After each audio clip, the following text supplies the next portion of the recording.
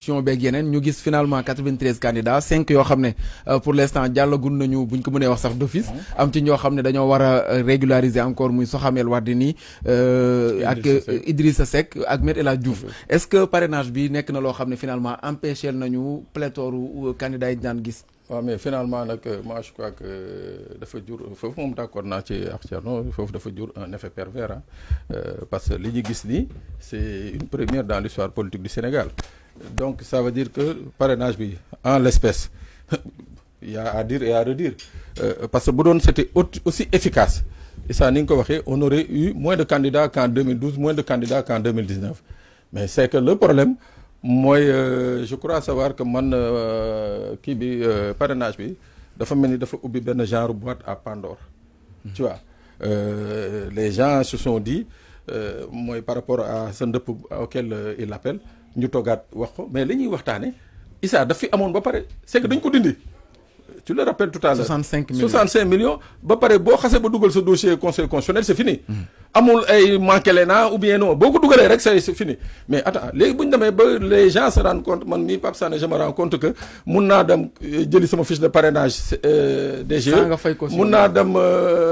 CDC déposer fa sama chèque pour après revenir récupérer ça. sans même nga jaar CDC dem directement conseil constitutionnel dem déposer sama dossier média yi def sa tour ñu naan Pape Sané était candidat à la présidentielle. waaw donc ça dit c'est devenu vraiment benn cirque quoi donc je dis que quelque part le moment est bien arrivé tey jii pour que ñu asseoiraat justement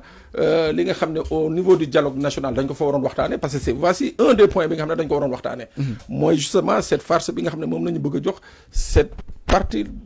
des plus importantes de la République du Sénégal mooy l'élection présidentielle parce que bu ñu bëggee toog ba ñu naan ay 268 candidats ay 93 ñoo dem déposé ñii ay 189 pare nañu am ñii ay clé yu nangam bi amuñu benn parrainage dañoo invalider lépp mais c'est-à-dire yooyu ça veut dire que c'est manquer de respect quand même à l'institution de la République moo tax ma ne nag ci dialogue bi nga xam ne moom lañu lancé woon lii nii moom lañu waroon njëkk discuter ba nga xam ne daañu ko ñàkk. kon nit ñi kon dañuy wax aussi que ni dañoo corser affaire yi. dañoo téye nit ñi ñu dem élection présidentielle des fois aussi doo xam lan lañ bëgg. oui mais non Issa c'est-à-dire que tey ce à quoi on assiste. ça n'honore pas le Sénégal muy yow muy le politicien ak qui que ce soit. ça n'honore personne. qu'on nous dise que on est dans un pays où des gens supposés candidats dem nañu ba conseil constitutionnel.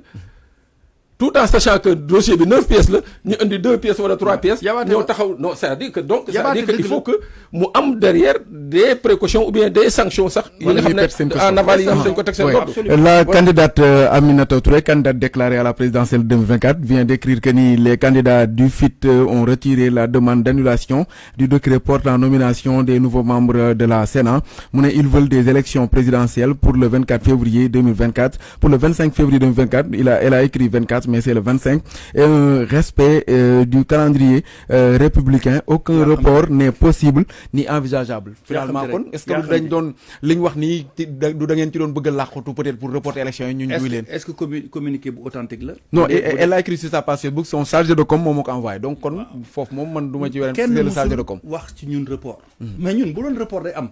préparation bu ñu nekk def suñu ak suñu candidat fu ñu koy defee mais attends report je pense que si ñoom la jógee feneen ak feneen ñoom ñu parewul ñi parce que xamul datu campagne bi si waxal chargé de com bi na ko xoolaat sama boy bi la Dieng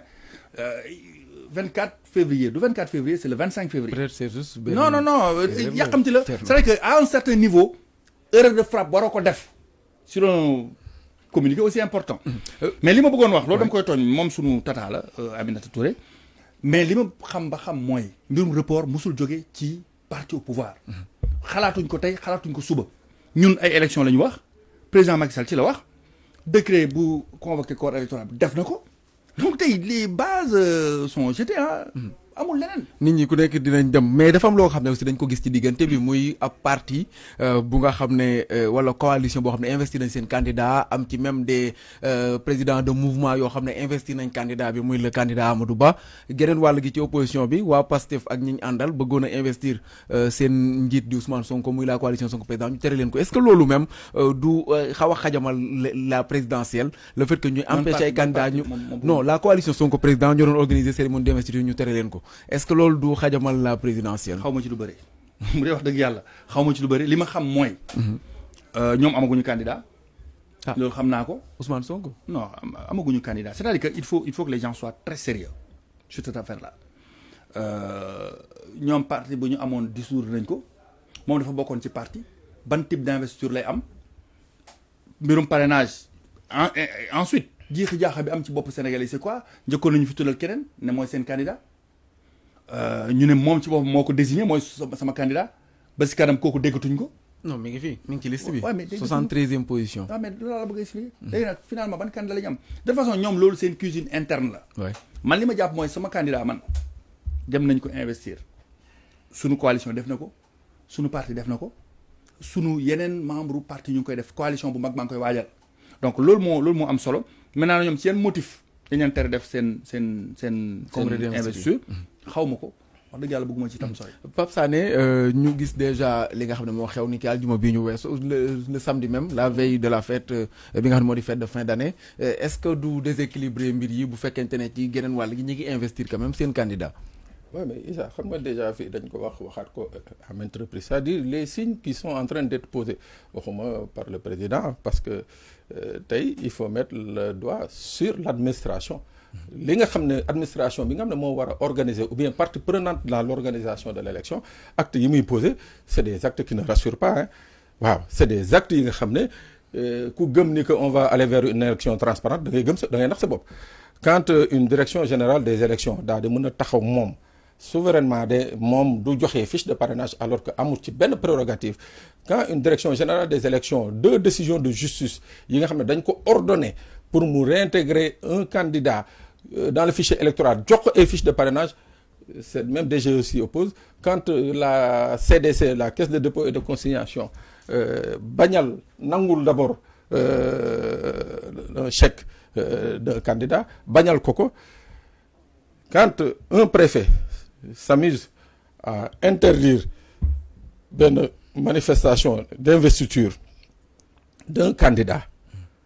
pour des motifs yi nga xam ne je l'ai rappelé la dernière fois ici vendredi qui n'ont rien à voir avec la loi 7802 du 29 janvier 78 absolument rien à voir c'est un préfet qui s'est assis dans son bureau qui a réfléchi qui a pensé à tout sauf ce que la loi avait prévu pour interdire un meeting à partir de ce moment man dama jàpp ni que Issa on est dans des travers yi nga xam ne administration bi nga xam ne moo war a jouer un rôle extrêmement important ci organisation présidentielle bi te dul njaxaanaay et je crois que même pour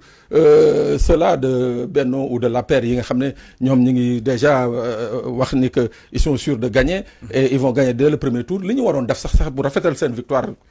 comme ils le disent c'était de faire en sorte que mu am élection inclusive c'est-à-dire bañ administration bi nga xam ne à l'heure où nous parlons ñoom ñoo yore nguur gi c'est-à-dire cette administration dépend de leur pouvoir donc ñoom ñoo war a fexe tey jii ba bu dee dañu am war a am victoire mu doon victoire bu rafet ba comme ni mu koy waxee ñi bañ a toog fii di yuuxu naan waaye dañ leen sàcc fii wala dañuy def lii ak lii ak lii ñoom ñoo war a taxaw. Thierno Ahmadou Sy est-ce que cette présidentielle président wax na ko ci discours bi nga xam ne moom la doon def que ni présidentielle bu leer la ñuy am Sidiki Kaba aussi le ministre de l'intérieur wax na ko mais est-ce que mën nañ ko gëm bu ñu gisee ni processus bi demee dès le départ candidat yi nga xam ne jàpp nañ ko ne dañ leen a bëgg a galgal.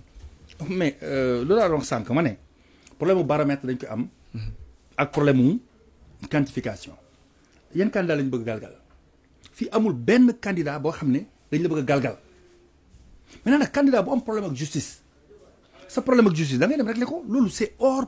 de l'espace politique ça n'a rien à voir avec l'APR ou Benno Bokk Yaakaar ou la présidence de la République qui est une autre institution li am solo mooy ay candidat opposition duñ fi benn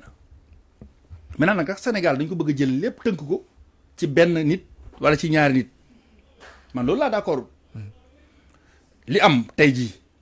mooy ay candidat opposition déclaré wu nañu mais ñun am nañu génn si ñun dem nekk candidat ban jafe-jafe la ñu indil parce que mënuñ leen indil benn jafe-jafe